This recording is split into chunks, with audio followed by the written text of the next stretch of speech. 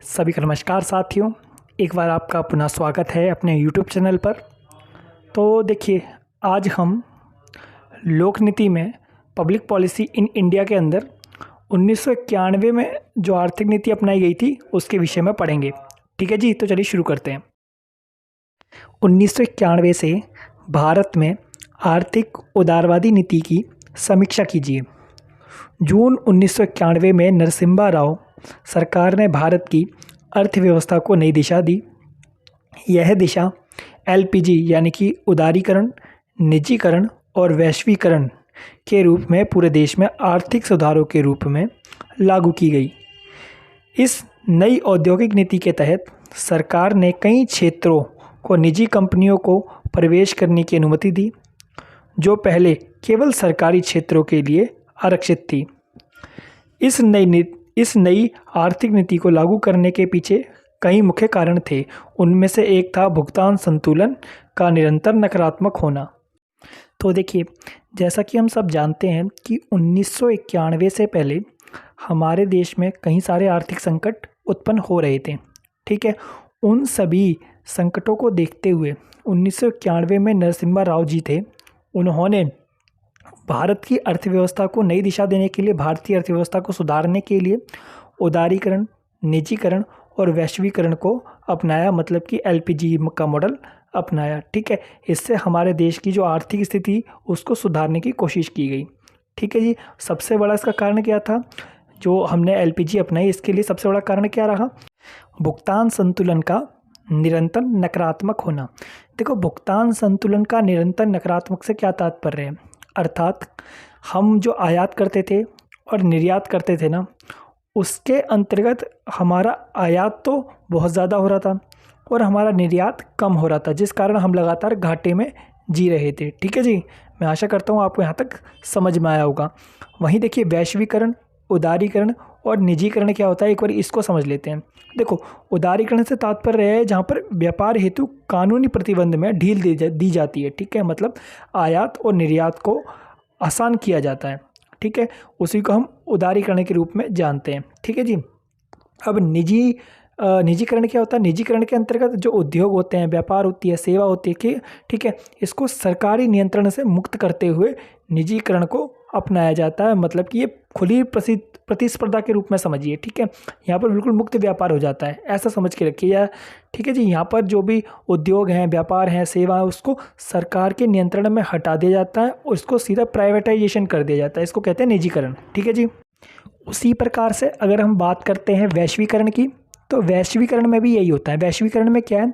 वैश्वीकरण को हम दूसरे नाम से भी जानते हैं, भूमंडलीकरण। ठीक है, भूमंडलीकरण या वैश्वीकरण से क्या तात्पर्य है? जहाँ पर संपूर्ण विश्व जो होता है अपनी संस्कृति को दूसरी की संस्कृति के साथ में बांटता है। ठीक है, जैसे भारत में देखते हैं, भारत के अंदर जीन्स पहनते हैं लोग अब। ठीक है, टी शर्ट्स पहनते हैं। ये सब चीज़ें क्या, ये सब अमेरिका की थी जिसको हम अपना रहे हैं। ठीक है, विदेशों की थी। ऐसे ही विदेशों में लोग कुर्ता पहनने लगे हैं और भी चीज़ें पहनने लगे हैं, ये हमारे देश की थी। तो इसी को हम कहते हैं वैश्वीकरण। ठीक है जी, तो चलिए आगे चलते हैं।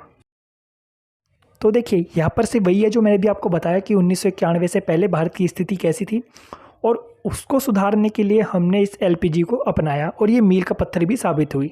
ठीक है, तो आप इसको पढ़ लीजिए, ये वही चीज़ें जो मैंने आपको बताया। ठीक है जी, चलिए आगे चलते हैं। तो देखिए, यह है जो हमने 1991 में नई आर्थिक नीति अपनाई, उसके मुख्य उद्देश्य क्या थे। ठीक है जी, तो चलिए एक बार इन पे ध्यान देते हैं। तो पहला था कि भारतीय अर्थव्यवस्था को वैश्वीकरण के मैदान में उतारना और उसके साथ साथ बाजार के रुख के अनुरूप बनाना।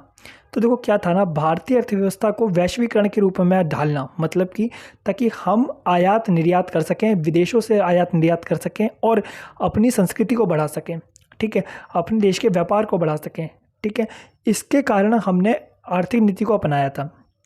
और अगर हम यूरोपीय देशों के साथ में व्यापार करते हैं, ठीक है, उससे हमें बेनिफिट होगा। ठीक है, हम निर्यात करेंगे, क्योंकि क्या होता है ना, आप ऐसी बात को अच्छे से जानते हैं कि विदेश में अगर कोई चीज़ बनती है तो उसका कॉस्ट ज़्यादा लगता है। ठीक है, लेकिन वही चीज़ अगर अविकसित देश यानी कि विकासशील देशों से अगर कोई चीज़ मंगा ली जाती है तो उसका कॉस्ट कम लगता है। तो इसलिए हमेशा जो विकासशील देश होते हैं ये आयात कम करते हैं, निर्यात ज़्यादा करते हैं।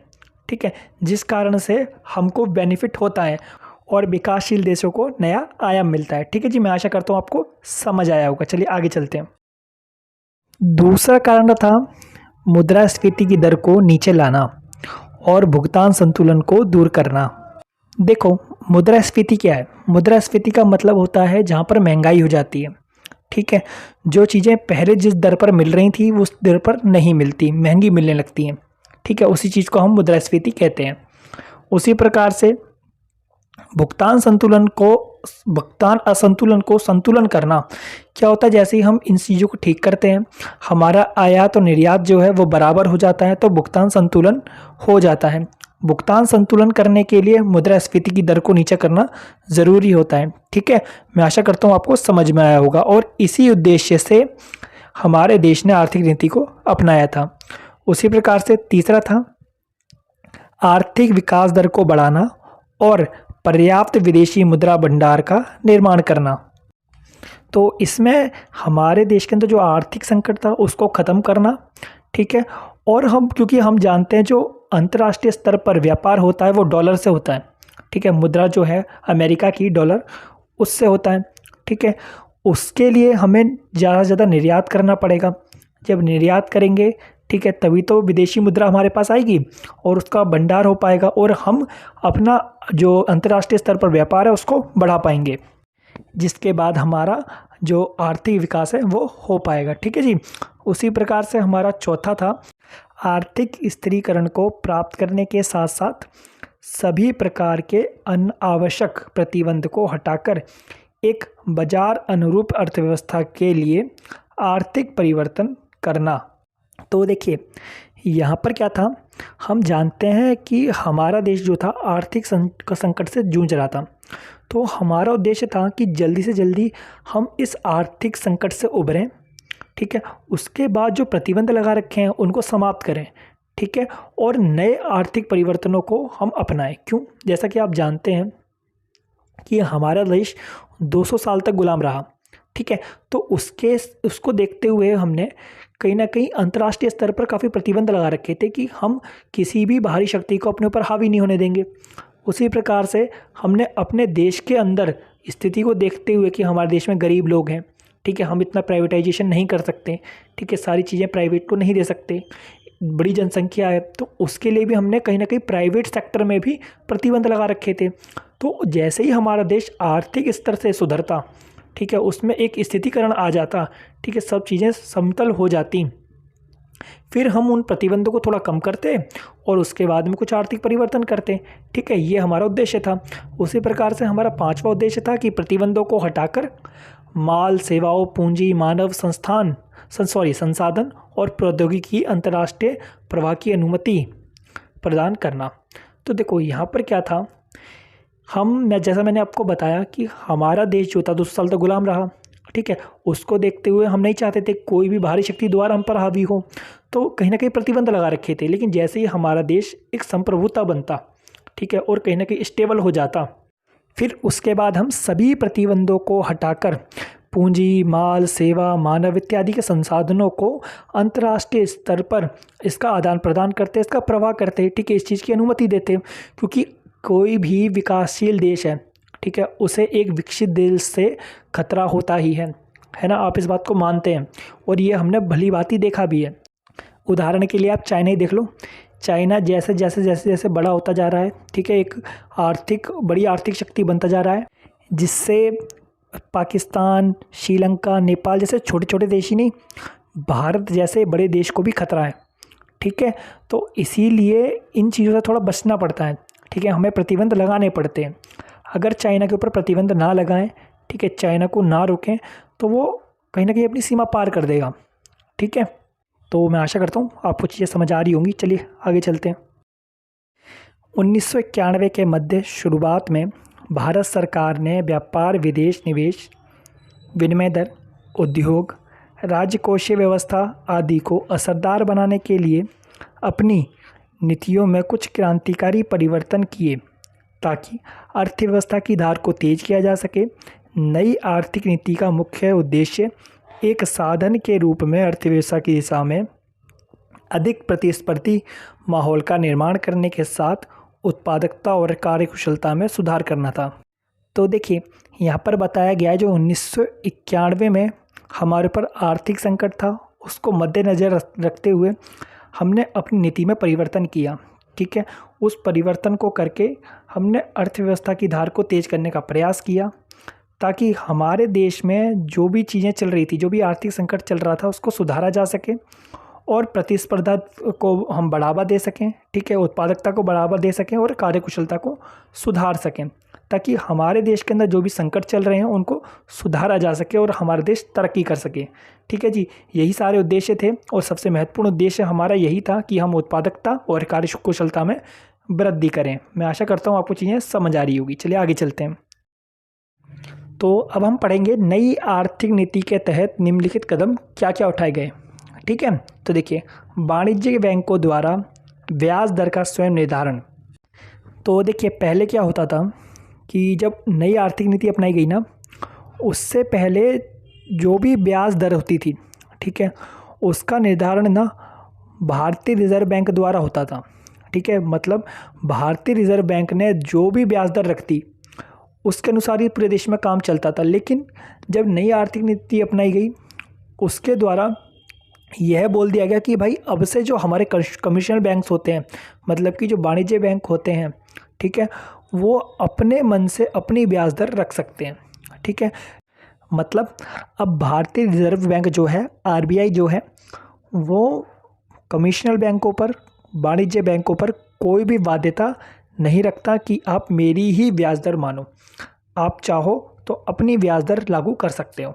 ठीक है जी, मैं आशा करता हूँ आपको समझ आया होगा। चलिए आगे चलते हैं। दूसरा था लघु उद्योग के लिए निवेश सीमा में वृद्धि। मतलब लघु उद्योग में निवेश सीमा की बढ़ाकर 1 करोड़ रुपए कर दी गई थी, जिससे ये कंपनी अपनी मशीनरी को उत्पन्न बनाने के साथ साथ कार्यकुशलता में भी सुधार कर सकती थी। तो देखिए जो लघु उद्योग होते हैं, छोटे छोटे उद्योग होते हैं, उसके अंदर ना जो निवेश सीमा थी वो 1 करोड़ कर दी गई थी। इससे क्या होता, जो कंपनी थी वो कंपनी अपनी मशीनरी में उत्पन्न कर सकती थी, मतलब जो उनकी मशीनरी थी, मशीनें थी, उनको बढ़ा सकती थी और उसके साथ साथ अपनी कार्यकुशलता में सुधार भी कर सकती थी। ठीक है, ये उनको लाभ होता था आर्थिक नीति के आने से। ठीक है जी, मैं आशा करता हूँ समझ में आ रहा होगा। चलिए आगे चलते हैं। तीसरा था सामान आयात करने के लिए पूंजीगत स्वतंत्रता। तो देखिए इसके अंदर क्या था कि भारत में जो उद्योग करते थे उनको स्वतंत्र कर दिया गया था कि अब आप विदेशों से सामान मंगा सकते हैं, कच्चा माल मंगा सकते हैं। ठीक है, और मशीनें वगैरह हैं वो विदेशों से आयात कर सकते हैं। ठीक है, इस चीज़ की स्वतंत्रता दे दी गई थी आर्थिक नीति के आने के बाद। ठीक है जी, चलिए आगे चलते हैं। चौथा था उद्योगों के विस्तार और उत्पादन के लिए स्वतंत्रता। तो देखिए इसके अंदर क्या था, अब ना जो कंपनियां थी, ठीक है, जो लोग थे, जो भी व्यापारी थे, उनको कह दिया था भाई जितना व्यापार चाहो उतना करो। मतलब जैसे जैसे बाज़ार की आवश्यकता है उसके अनुसार आप चीज़ों में बढ़ोतरी करो, उसके अनुसार आप उत्पादन करो। ठीक है, पहले क्या होता था, पहले सरकार ना एक सीमा तय कर देती थी कि कोई भी कंपनी, कोई भी व्यापारी इससे ज़्यादा उत्पादन नहीं कर सकता। लेकिन बाद में जब आर्थिक नीति आई तो उसके बाद इस चीज़ में छूट दे दी गई कि जितना मर्जी चाहे, मतलब जितना बाज़ार में ज़रूरत है, ठीक है, जितनी आवश्यकता है उसके अनुसार आप अपना उत्पादन स्वयं कर सकते हैं। ठीक है, उसका फैसला आपके हाथ में होगा, आप स्वतंत्र होंगे। तो चलिए, मैं आशा करता हूँ आपको वीडियो पसंद आई होगी और समझ भी आई होगी। ठीक है जी, चलिए धन्यवाद।